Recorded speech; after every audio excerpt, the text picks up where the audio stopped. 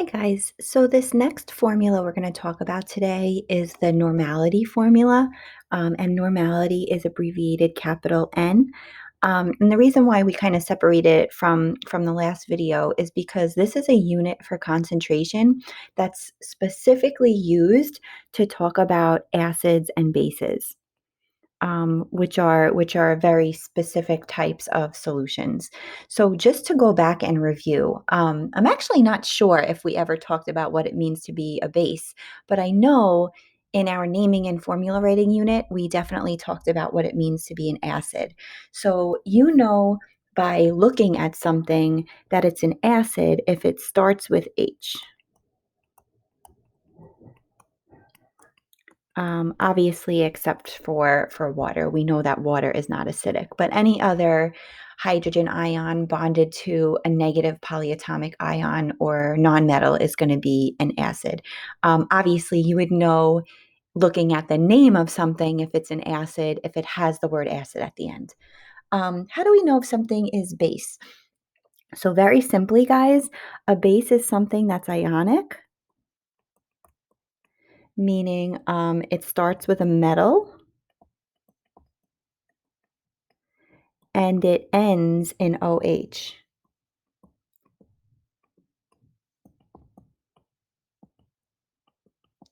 So it's got that hydroxide ion in it.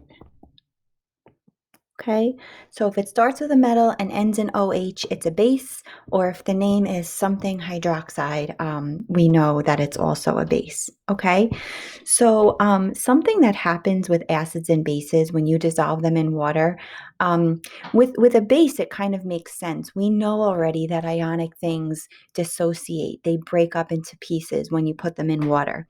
Acids are actually molecular. They're made up of all nonmetals, but they act like ionic substances when you dissolve them in water. So if I take this H2SO4 over here and I take it and I dissolve it in water, it's actually going to break up into ions. I'm going to get two hydrogen ions, and those ions are what will make my pH lower than 7. So this is what gives the acid its properties. So it's going to break up into two H ions, and obviously we have the sulfate ion here. So even though it's molecular, it acts like an ionic substance when you dissolve it in water. And bases do the same thing. They will break up into ions. So as far as normality goes, what you want to do is you want to take the molarity of the acid or the base, which either you'll be given that or they'll give you something to figure that out. They'll give you the moles and the liters, and then you know how to get the molarity. And you want to multiply that by the number of equivalents. Now, very easily, guys, what makes an acid is its number of H's. So however many H's it has, that's your equivalent number. Or if the question is about a base, you just count how many OHs are in the base. That's how many OH ions you'll have in solution, and that's what would be your equivalent number, what you'd multiply molarity by. Okay, so this is a very, very simple formula. So let's look at an example. What is the normality? So we're solving for N of a 3 molar solution of H2SO4. So they're giving me the molarity, okay? And the equivalent number, guys, we just said that this has 2 hydrogens in it, so we're multiplying it by 2. And we get a normality of 6. All right, and if it was a base, we would be counting how many OHs are in solution. Nice and easy.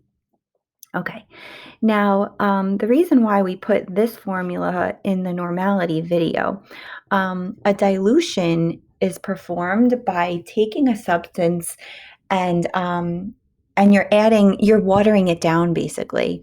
And when you water a substance down, you're lowering its concentration. Now you have a bigger volume of a solution with the same amount of dissolved solute. Okay, so we do this a lot when we buy acids and bases, especially in school, right?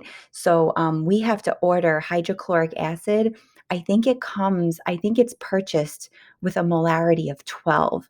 When you open the cap to that bottle, it goes right up your nose and like burns it. We definitely can't work in lab with an acid that has a molarity of 12. So what we do is we water it down and we make different solutions for you guys to use, usually 3 molar or 1 molar or 0.5 molar. So we're doing a lot of diluting when it comes to our acids and bases that we work with. I want you guys to actually think about this question on your own, and we'll talk about it when you get to class tomorrow. As a company/consumer, what are the pros and cons to selling a concentrated product, meaning not diluted? All right. All right, so let's look at this formula. And this is what we do for you guys when we make solutions for you guys to use in the lab, solutions that have a safer molarity. So a new formula is M1 V1 equals M2 V2. And whenever the question is about diluting a sample, this is the formula that you're going to use. So basically, you're taking, on the one side, you're taking the original molarity and the original volume of the acid or the base. So we have a 6 molar acid. That's what I'm going to plug in for M1.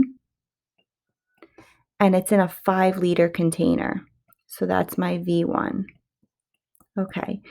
What is the final volume? So I'm solving for V2. Well, not really, but we'll talk about that in a second. If I want to dilute the sample to make a 2 molar solution, so I want to make it go from a 6 molarity to a molarity of 2, right? So what do? I multiply 6 times 5 is 30, and I divide by 2, and I get X equals 15 liters.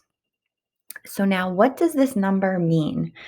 This number is the total volume of the new solution. So if my solution started at 5 liters and I have to make it a total of 15 liters to dilute it enough, how much water do I have to add? So to get from 5 liters to 15 liters, I need to add 10 liters to the original. So for questions about dilutions, guys, it's important that you really think about what they're asking you. Sometimes they ask what the total volume is going to be, and 15 would be your answer. Sometimes they're saying, okay, well, how are you going to make that? How am I going to make it? I'm going to add 10 liters to what I already have. All right. So that's it for normality and dilutions. And I'll give you one practice question, and then I'll see you guys tomorrow.